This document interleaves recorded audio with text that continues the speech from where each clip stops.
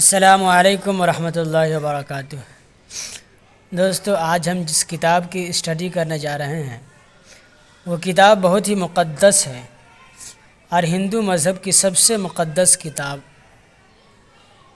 شریمد بھگوت گیتا ہے۔ دوستو، بھگوت گیتا کا جو میں نے مطالعہ کیا ہے، میں نے اس کو کیا سمجھا ہے، اس میں کیا چیز ہے اور یہ کتاب کیا ہے۔ بھگوت گیتا کہتے ہیں کہ بھگوت خدائی، بھگوت کہتے ہیں خدائی، اور گیتا کہتے ہیں پیغام کو، یعنی خدائی پیغام، الوہی نغمہ، خدائی نغمہ۔ اور اسی بھگوت سے بھگوان ہے، بھگت ہے۔ بھگت اسے کہتے ہیں کہ جو بھگوان کی سیوا کرنے والا ہو، بھگت کرنے والا ہو، تو یہ لفظ اسی سے بنا ہوا ہے۔ تو اس کا مطلب یہ ہوا کہ یہ خدائی نغمہ ہے، چونکہ اس میں نظم کی شکل میں بھگوان شری کرشن نے ارجن کے ساتھ بات کی ہے، اس سے گفتگو کی ہے نظم کے اندر، تو اسی لیے اس کو کہتے ہیں خدائی نغمہ۔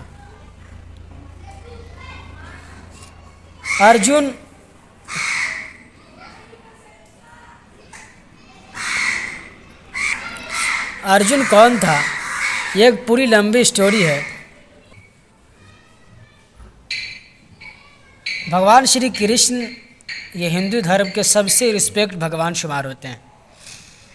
یہاں میں ایک بات آپ کو سمجھاتا ہوں چلوں کہ ہم مسلم کے اندر جو پیغمبروں کا سلسلہ ہے کہ اس دنیا کے اندر جب پروردگار دیکھتا ہے، جب خدا اللہ بھگوان دیکھتا ہے کہ شر پھیل جائے، برائی بہت ہونے لگے، فساد برپا ہونے لگے، تو اللہ تبارک و تعالیٰ پروردگار پیغمبروں کو بھیجتا ہے اور ان کے اوپر اپنا پیغام نازل فرماتا ہے۔ آخری پیغمبر حضرت محمد صلی اللہ علیہ وسلم پر قرآن مجید نازل کیا گیا۔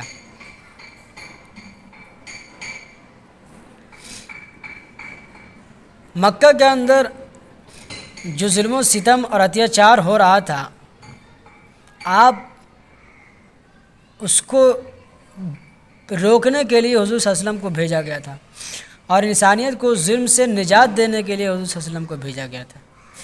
ہمارے اندر پیغمبروں کا سلسلہ وہ ختم ہو گیا، لیکن ہندو دھرم کے اندر پیغمبروں کا سلسلہ ختم نہیں ہوتا۔ اس کے اندر یہ فلسفی ہے کہ جب بھگوان وہ دیکھتا ہے کہ سماج کے اندر ظلم ہو رہا ہے، اتیاچار ہو رہا ہے، لوگ لڑ رہے ہیں آپس میں، تو بھگوان خود ہی اوتار یعنی روپ لے کر آ جاتا ہے، دنیا کے اندر ظلم کو ختم کرتا ہے۔ تو اس میں یہ بات بھی ضرور سمجھنی چاہیے کہ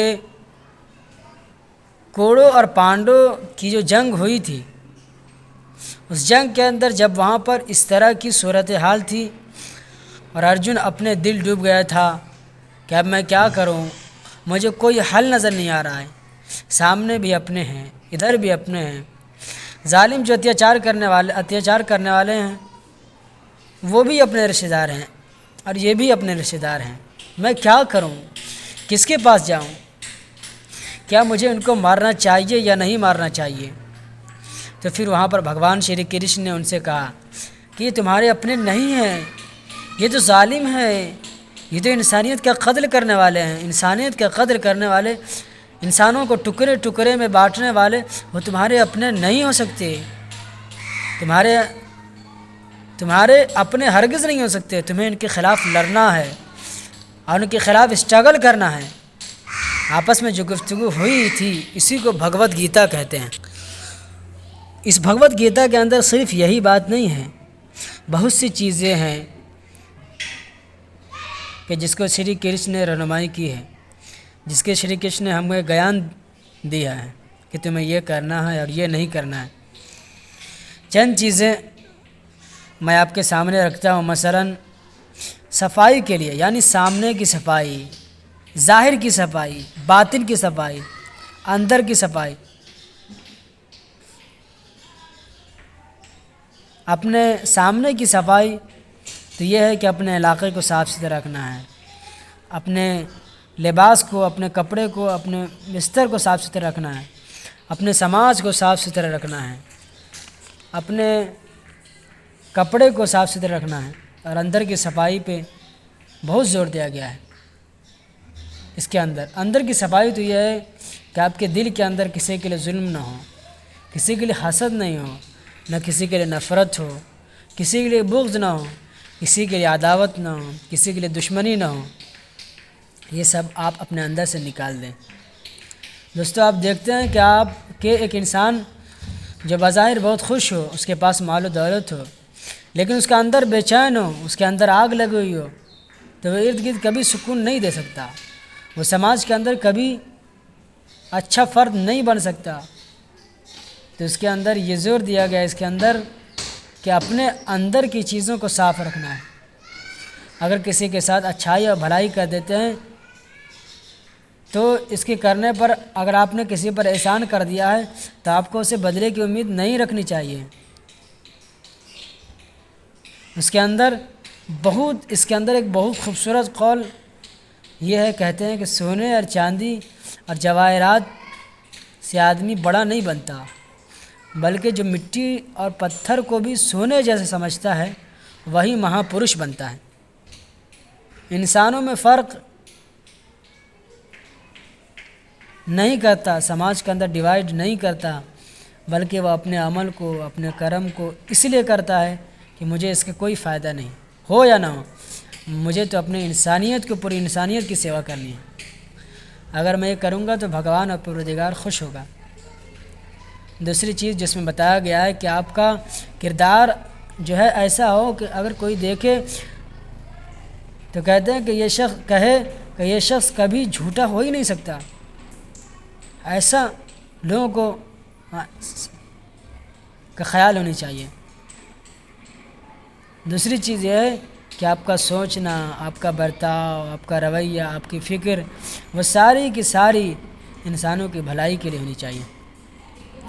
اسی طرح جذبہ ایثار تیاگ کرنا ہے کہ آپ اگر بھوکے ہیں اور پیاسے ہیں، آپ کو بھوک لگی ہوئی ہے اور پیاس لگی ہے، لیکن آپ کے سامنے اگر گھر والا بھوکا ہے، پیاسا ہے، تو آپ کو وہ چیزیں اس کو دے دینا ہے۔ تو یہ آپ کے اندر ہونا ضروری ہے، اس سے آپ کو مکتی ہوگی، آپ کو نجات ملے گا، آپ کے من کی صفائی ہوگی۔ اسی طرح اس سے یہ بھی سمجھ میں آتا ہے کہ استاد اور شاگرد کے اندر بہت احترام ہے۔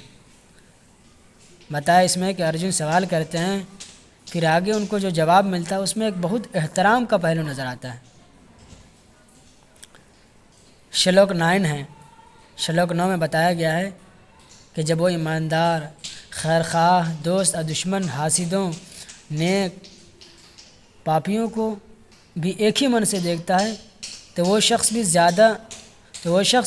ہی زیادہ ترقی یافتہ کہا جاتا ہے۔ کہتے ہیں کہ جس شخص نے من کو جیت لیا تو اس نے پہلے ہی پرماتما کو پا لیا ہے، کیونکہ اس نے شانتی کو پا لیا ہے۔